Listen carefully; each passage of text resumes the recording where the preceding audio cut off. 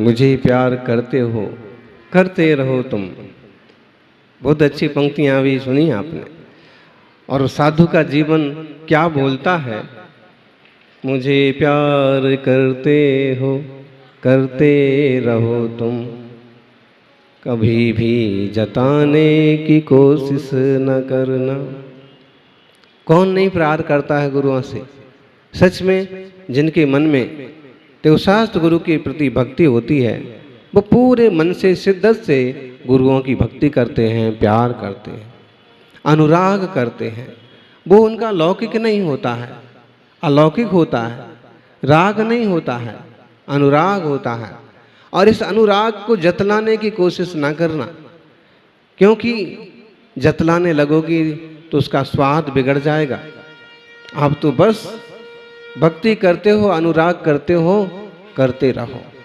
हम महावीर स्वामी से, तीर्थंकर भगवंतों से बहुत अनुराग करते हैं, इसलिए रोज सुबह कलश लेकर के उनके दरबार में हाजिर हो जाते हैं, द्रव्य लेकर के उनके चरणों में पूजा के लिए तत्पर हो जाते हैं।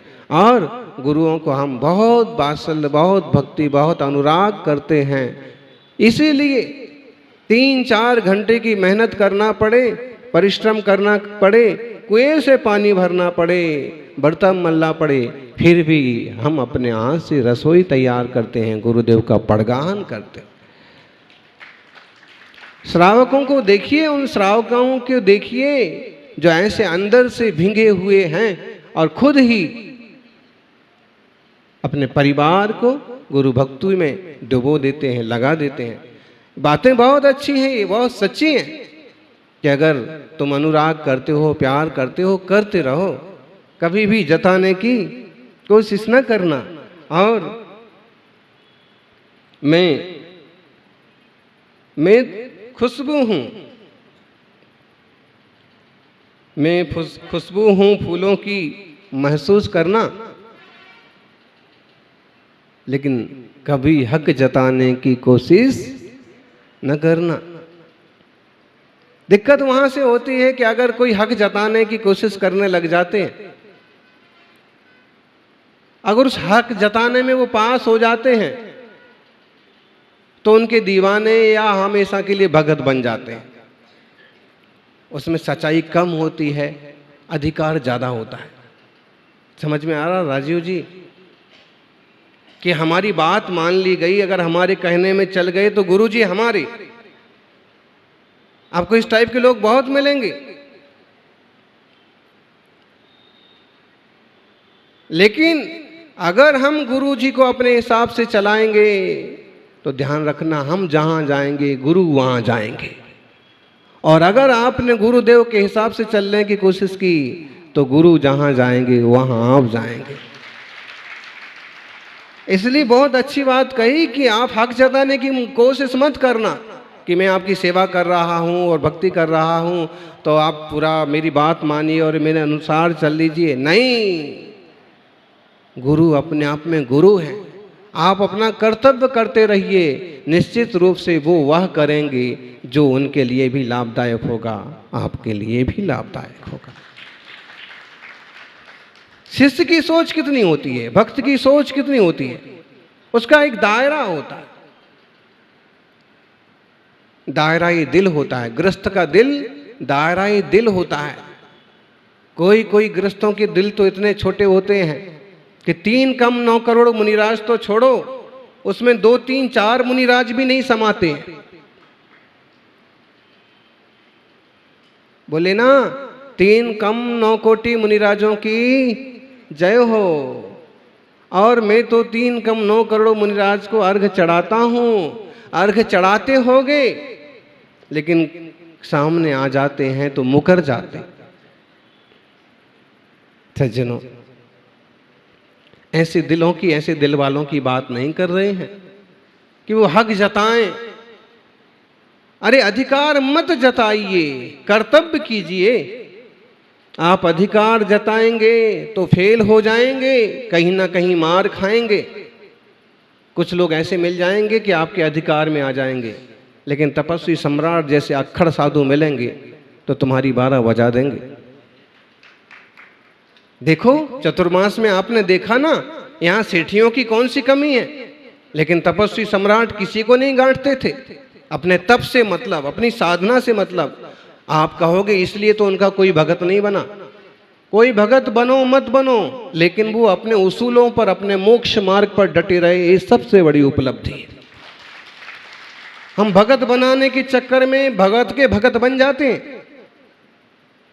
वो मार्ग साधु के लिए उचित नहीं है। और हमारा तो सौभाग्य है और गुरुवर का आशीर्वाद है कि जिस तरफ जाते हैं उस तरफ कुछ ऐसे सुश्रावक जरूर मिल जाते हैं कि हमारी भावनाओं को समझते हुए सहयोग करते हैं, साधना में सहयोगी बने रहते हैं।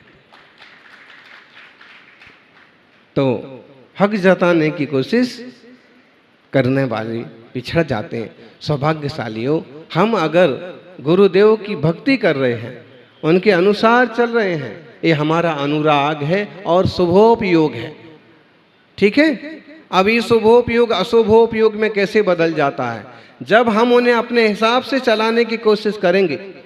हमने सुना है जयपुर में भी ऐसे हैं थोड़े से लोग कि उनके हिसाब से अगर महाराज जी चले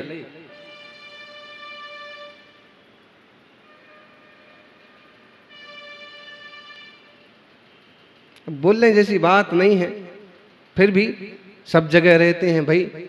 यहाँ हो तो कौन सी बड़ी बात है, हैं? इतने बड़े समंदर में अगर कछुए हैं, अगर मछली है,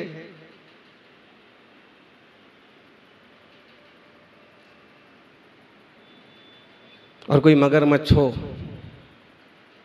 तो कोई आश्चर्य की बात थोड़ी होता है। लेकिन समझने की बात है कि अगर आप देवशास्त्र गुरु को अपने अनुकूल चलाने की कोशिश करते हैं तो अशुभोपयोग शुरू होता है। गुरु के अनुसार चलने में शुभोपयोग है कि जैसा जिनवाणी कह रही है, जैसा गुरुदेव बताएंगे और जैसा गुरुदेव बताएंगे वैसे हम चलेंगे तो हमारा उद्धार होगा। और अगर हमने ये कोशिश की, यहाँ घास है महाराज जी, लेकिन हमारा मंडप ऐसे ही बना है और आपको अगर ये सामने के गेट से जाना है तो आपको घास पर पाँव रख के ही जाना पड़ेगा, चलना पड़ेगा। पूरा मंच भर गया है, लोग आ गए हैं और आपको तो जो है सो चलो प्रायश्चित ले लेना। बोलो, अगर कोई ऐसा जोर जबरदस्ती करने वाला मिल जाए श्रावक, तो वो उचित होगा कि अनुचित होगा? एक इंद्रिय जीव की घात का, हिंसा का दोष मुनि को लगेगा अगर उसके दबाव में आ गए तो। हमारे साथ मुंबई में ऐसा हुआ कि गोरेगांव से हम आहारचर्या को निकले और लगभग 2 किलोमीटर दूर आहारचर्या को पहुंचे। वहां काई जमी हुई थी। काई समझ में आया? हरी हरी और काफी मोटी मात्रा में भी जमी हुई थी।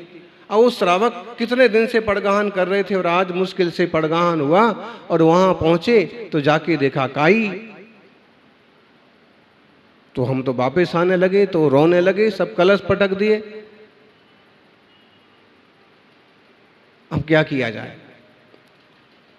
एक दबाव होता है कि कोई अहंकार से दबाता है,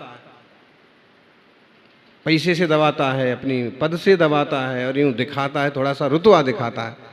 उसमें तो कई बार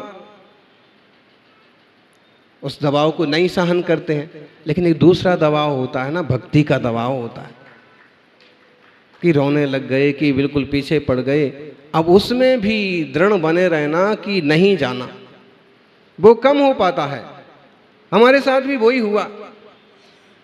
उनने खूब आग्रह किया कि उस तरफ है बहुत ज़्यादा काई, इस तरफ थोड़ी है, यहाँ तो देखो पाँव रख के निकल सकते हो। तो हमने भी आंखों से देखा कि हाँ, पंजा रखने जैसी जगह तो इस तरफ है।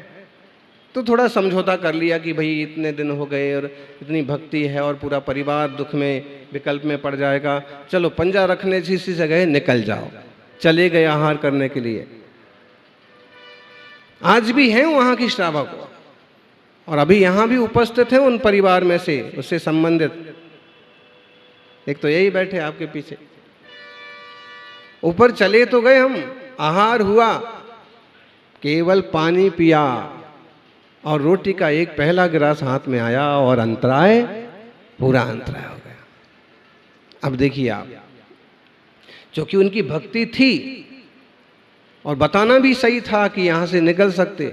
लेकिन जब हमें ये समझ में आ गया कि कुछ ना कुछ विराधना तो होगी, और हमने वो विराधना करके भी हमने थोड़ा सा राग करके वहां गए, परिणाम क्या निकला? बिल्कुल सत्य कह रहे हैं हम आपको कि अगर हमको चौके में कोई चींटी वगैरह मरा हुआ जीव दिख जाए, लाइट की पंखी पड़ी हुई वगैरह दिख जाए, और किसी आग्रह बस हम वहां रुक जाएं, हम नहीं रुकेंगे, निकल जाएंगे। लेकिन रुक गए ना तो अंतराय 100% होगा। क्यों?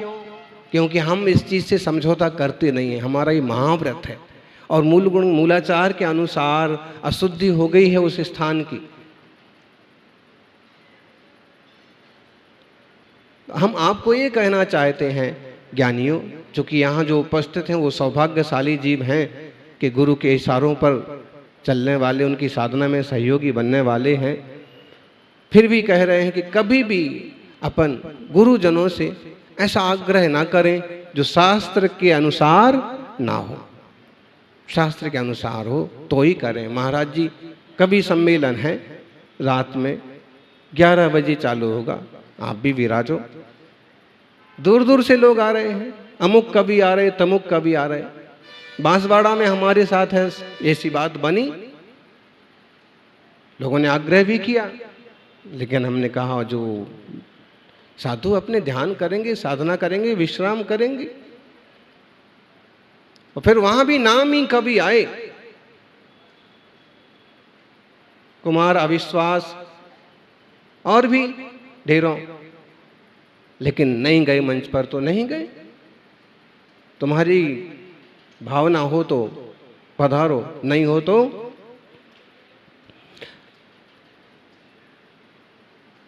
विषय इसलिए निकल पड़ा कि कविता गजल ही इस टाइप की गई, लेकिन वो आज के विषय से संबंधित भी है। शुभोपयोग वाला जीव देवशास्त्र गुरु का अनुसरण करता है, सेवा करता है, भक्ति करता है, अनुकूल रहता है, और धर्म से परिणत आत्मा शुद्ध संपयोग वाला होकर के मोक्ष जाता है। शुभोपयोग से संयुक्त हो तो स्वर्ग जाता है, लेकिन अशुभोपयोग से अगर संयुक्त है तो कहाँ जाता है? दुर्गति हो जाती है। प्रवचन सार में आचार्य कुंद कुंद स्वामी 13 नंबर की गाथा में फरमाते हैं, 12 नंबर की गाथा में कहते हैं, असुहोदयेन आदा गुणरो तिर्यो भवीयणे रयो दुख सहस्ते हिम सदा अभिद्युदो भमदि अच्यंतम। 2000 साल पहले जंगल में बैठ कर के आत्मानुभूति करने वाले परम वंदनीय आचार्य भगवंत कुंद कुंद स्वामी ने प्रवचन सार में इस 12वीं गाथा का टंकण किया, लिखा, असुहोदयेन आदा कुणरो तिर्यो अवीय निरयो। अशुभ करने वाला, अशुभ का बंध करने वाला आत्मा जब अशुभ का उदय आता है तो क्या बन जाता है? क्या बनता है? कुनर, कुनर, खोटे इंसान। ढेरों तरह के इंसान होते हैं। सौभाग्यशाली हैं कि भारत की धरती पर जन्मे हैं और एक अच्छे परिवार में जन्मे हैं, अच्छे स्थान में जन्मे, सौभाग्य।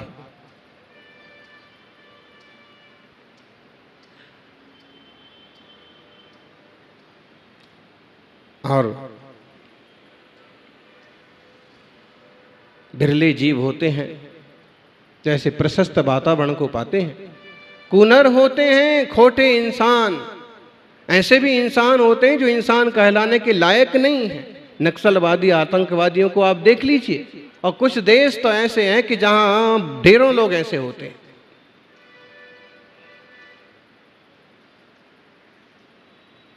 क्या करिए, खोटे आदमी जिनकी बुद्धि की, जिनकी कोई समझ नहीं, जो इंसान को भी इंसान नहीं समझे, ऐसे खोटे इंसान की पर्याय में चले जाते हैं, मिलेक्षों में चले जाते हैं, कुभो भूमियों में चले जाते हैं, अंतर्दीपज मिलेक्ष हो जाते हैं।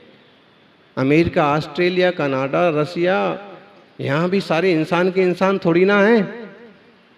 कुछ लोग होंगे जो समझदार होते हैं, बाकी ढेरों ऐसे लोग मिलेंगे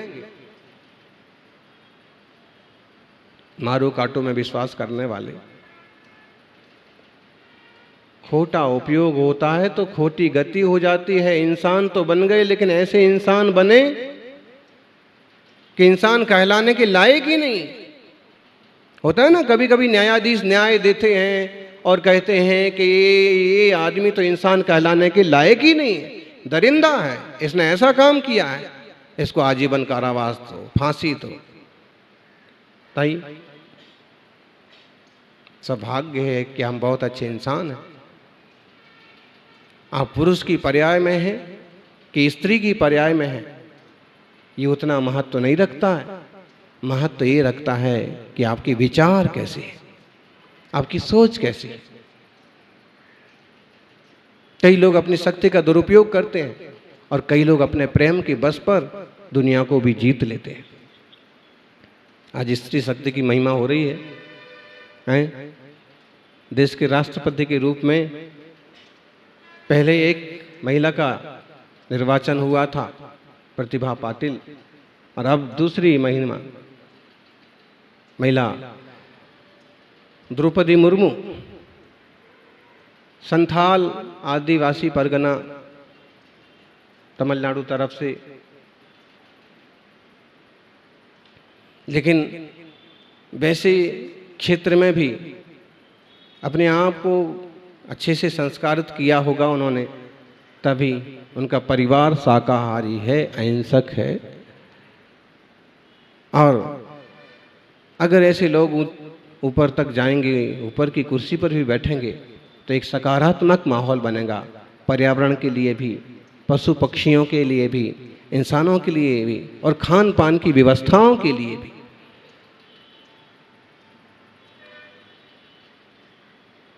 माताओं, बहुत शक्ति है आपकी, बस अपनी शक्ति को जानने की जरूरत है। हम त्रिशला, चंदना, अंजना के गुण कब तक गाते रहेंगे? अपने आप को भी वैसा विकसित कीजिए, वैसा बनाइए कि कभी हम भी उदाहरण बने, और बनते हैं। चाहे छोटे स्तर पर बने कि बड़े स्तर पर बने, खुद संस्कारित हों और बच्चों को भी संस्कारित करें।